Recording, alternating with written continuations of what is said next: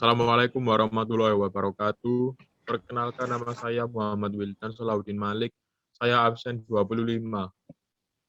Perkenalkan, nama saya Naufal Hadi Nugroho, saya absen 26. Perkenalkan, nama saya Nyala Dirgantara Wijanarko, absen 27. Perkenalkan, nama saya Putri Islamia, absen 28. Perkenalkan, nama saya Rafita Kemariswan, absen 29. Perkenalkan, nama saya Rami, absen 30. Saya Rangga Arjuna, absen 31.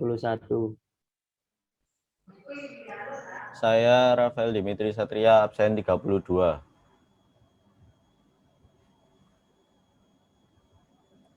Perkenalkan, saya Sofi Lustiarianti, absen 33.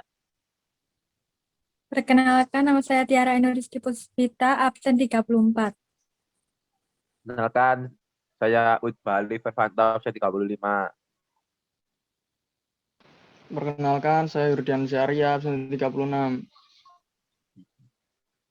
Di sini kami akan mempresentasikan tentang adiksi game.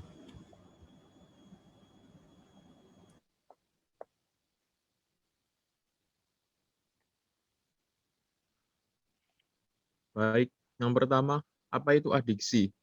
Kecanduan atau addiction dalam kamus psikologi diartikan sebagai ketergantungan secara fisik pada suatu obat bius.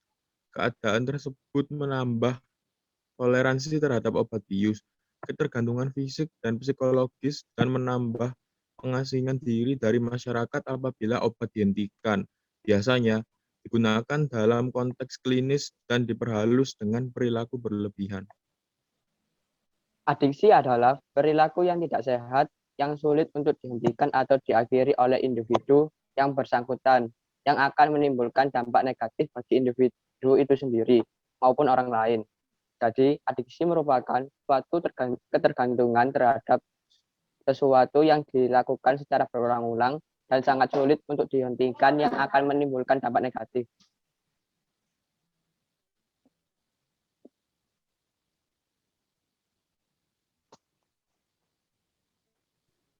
Lalu, apa itu adiksi game? Kecanduan game dikenal dengan istilah game addiction. Artinya seorang pemain secara berlebihan seakan-akan tidak ada hal yang ingin dikerjakan selain bermain game, dan seolah-olah game ini adalah hidupnya, serta memiliki pengaruh negatif bagi pemainnya. Kecanduan game online merupakan salah satu bentuk kecanduan yang disebabkan oleh teknologi internet, atau yang dikenal dengan istilah Internet Addictive Disorder.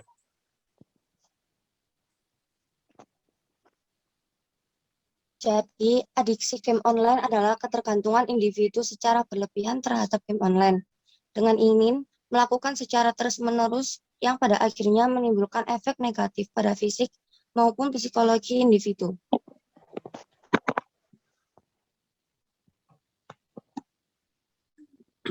Adiksi game di masa pandemi COVID-19.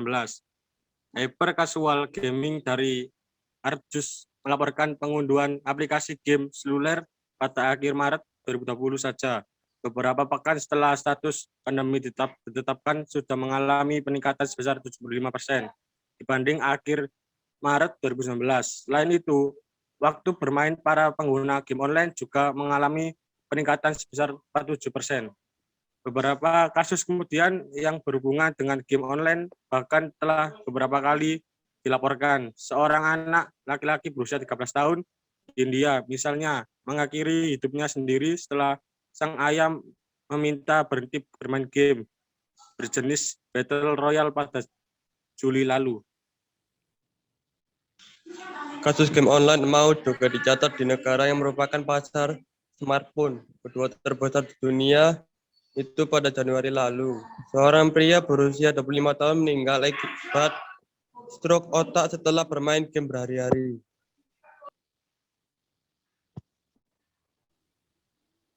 Segala sesuatu yang kita lakukan pasti memiliki dampak positif dan dampak negatif. Dampak positif dari adiksi game yaitu pertama, pengembangan imajinasi. Yang kedua, meningkatkan kemampuan berbisnis remaja. Yang ketiga, meningkatkan kemampuan bahasa Inggris. Lalu dampak negatif dari adiksi game, yaitu yang pertama dari psikologis, yaitu susah konsentrasi atau masalah sekolah. Yang kedua, mencuri. Dan yang ketiga, kepribadian ganda. Lalu pada tubuh, yaitu kerusakan pada lensa mata atau miopi. Dan yang kedua, kerusakan saraf tepi otak.